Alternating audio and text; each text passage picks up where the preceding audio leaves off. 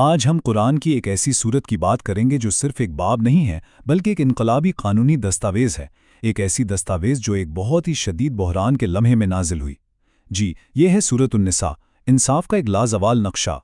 ذرا تصور کریں، سال ہے تیسرا ہجری، ایک خون ریز جنگ ابھی ختم ہوئی ہے، لیکن مدینہ میں مسلمانوں کی نئی ریاست کے لیے اصل جدوجہد تو اب شروع ہو رہی تھی۔ فضا میں بظاہر ایک سکوت تھا، مگر اس سکوت کے پیچھے ایک گہرا سماجی بحران جڑیں پکڑ رہا تھا۔ اچھا، سورۃ النساء کے احکامات کی گہرائی کو سمجھنا ہے نا، تو اس کے لیے ہمیں سب سے پہلے اس بحران کو سمجھنا ہوگا جس نے اس کے نزول کی راہ ہموار کی۔ تو آئیے جنگ کے فوراً بعد کے حالات سے ہی آغاز کرتے ہیں۔ ہم بات کر رہے ہیں غزوہ احد کی، جو تیسرے ہجری میں پیش آیا۔ یہ مسلم معاشرے کے لیے ایک بہت ہی تباہ کن معرکہ ثابت ہوا۔ جانی نقصان بہت زیادہ تھا اور کئی مرد میدان جنگ میں شہید ہو گئے۔ اس نے مدینہ کے سماجی ڈھانچے کے دل میں ایک ایسا گہرا خلا چھوڑ دیا جس کی اس سے پہلے کوئی مثال نہیں ملتی تھی۔ اور اس کا فوری نتیجہ کیا نکلا؟ مدینہ کی گلیاں بے سہارا بیواؤں اور یتیم بچوں سے بھر گئیں۔ معاشرہ اتنی بڑی تعداد میں کمزور اور غیر محفوظ افراد کو سنبھالنے کے لیے آپ کہیے کہ بالکل بھی تیار نہیں تھا۔ ہر گھر میں سوگ تھا اور ہر دہلیز پر ایک ایسا بچہ یا خاتون تھی جس کا محافظ اور سہارا اس سے چھین گیا تھا۔ اور اس بحران کو مزید سنگین بنا دیا اس وقت کے سماجی رواجوں نے۔ اسلام سے پہلے یعنی دور جاہلیت میں معاشرے کے کمزور طبقات، خاص طور پر یتیموں اور عورتوں کے حقوق کے لیے کوئی مضبوط قانونی تحفظ تھا ہی نہیں۔ اور یہیں پر اسلام نے ایک واضح لکیر کھینچ دی۔ پہلے کیا ہوتا تھا؟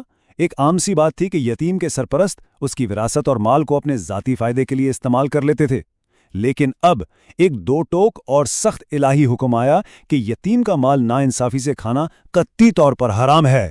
تو پھر اس شدید سماجی بحران کے جواب میں آتی ہے الہی رہنمائی۔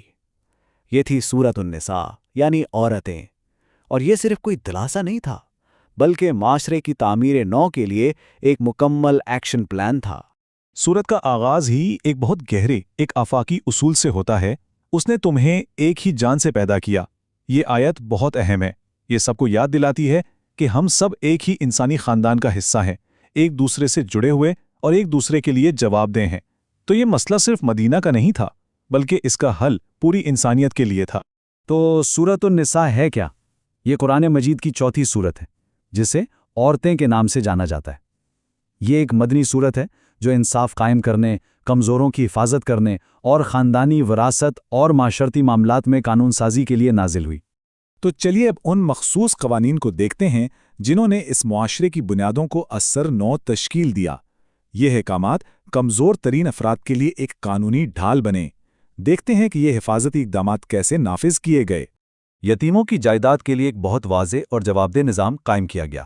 سب سے پہلے تو سرپرستوں کو یتیم کے مال کی حفاظت کا ایک مقدس فریضہ سونپا گیا۔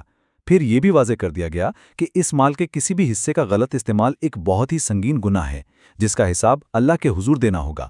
اور آخر میں جب یتیم سمجھ بوجھ کی عمر کو پہنچ جائے تو اس کا مال پوری طرح اسے واپس کرنا لازمی قرار دیا گیا۔ یہ اعتماد اور انصاف کا ایک انقلابی نظام تھا۔ اور اسی کے ساتھ وراثت کے قوانین میں ایک سمجھیں کہ پورا انقلاب آ گیا۔ وراثت کو ایک نئے معنی دیے گئے۔ یہ اب کوئی منمانی روایت نہیں رہی بلکہ ایک خدائی طور پر مقرر کردہ قانونی نظام تھا جو مرنے والے کی جائیداد کو اس کے جائز وارثوں میں انصاف اور مقررہ حصوں کے مطابق تقسیم کرتا تھا۔ اس نئے نظام کے بنیادی اصول کیا تھے؟ سب سے پہلے ہر رشتہ دار کا حصہ تفصیل سے طے کر دیا گیا جس سے جھگڑوں کا دروازہ ہی بند ہو گیا۔ اور سب سے اہم بات، اس نے باضابطہ طور پر عورتوں کو وراثت میں حق دیا، ایک ایسا حق جو اس سے پہلے ان سے چھین لیا جاتا تھا۔ اور یہ نقطہ اس قانون کی روح کو سمجھنے کے لیے بہت ہی اہم ہے۔ یہاں تک کہ ایک سے زیادہ شادیوں کی جو مشروط اجازت دی گئی، اس کا تعلق بھی براہ راست یتیم بچیوں کے ساتھ انصاف کو یقینی بنانے سے تھا۔ اسے بحران کے وقت ایک سماجی حل کے طور پر پیش کیا گیا تاکہ بے سہارا خواتین اور بچوں کو تحفظ، استحکام اور ایک گھر مل سکے۔ تو دیکھیے، یہ قوانین صرف کوئی وقتی حل نہیں تھے، انہوں نے انصاف کی ایک ایسی بنیاد رکھی جس کے اثرات آج تک محسوس کیے جاتے ہیں۔ آئیے اب اس صورت کے مرکزی موضوعات پر ایک نظر ڈالتے ہیں۔ اس پوری صورت میں 3 بنیادی پیغامات ہیں جو بار بار سامنے آتے ہیں۔ پہلا، عدل۔ کسی بھی معاشرے کا حقیقی معیار یہ ہے کہ وہ اپنے کمزور ترین افراد کی حفاظت کیسے کرتا ہے، جیسا کہ ہم نے یتیموں اور بیواؤں کے معاملے میں دیکھا۔ دوسرا، تقوی۔ یہ احساس کہ تمام اعمال کا حساب اللہ کے سامنے دینا ہے جو ان قانونوں کے لیے ایک اخلاقی کتب نما کا کام کرتا ہے۔ اور آخر میں نظم۔ ایک منصفانہ معاشرے کے لیے ایک واضح قانونی ڈھانچے کی ضرورت ہے تاکہ افراتفری کو روکا جا سکے۔ اور آخر میں سورۃ نساء ہمیں یہ سکھاتی ہے کہ قوانین صرف خشک ضابطے نہیں ہوتے، وہ کسی بھی معاشرے کی روح کا آئینہ ہوتے ہیں۔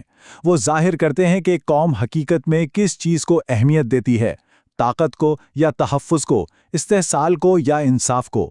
اور یہ ہمیں اپنے دور پر غور کرنے اور یہ اہم سوال پوچھنے پر مجبور کرتا ہے، کسی بھی معاشرے کے قوانین اس کی گہری اور بنیادی اقدار کی عکاسی آخر کیسے کرتے ہیں؟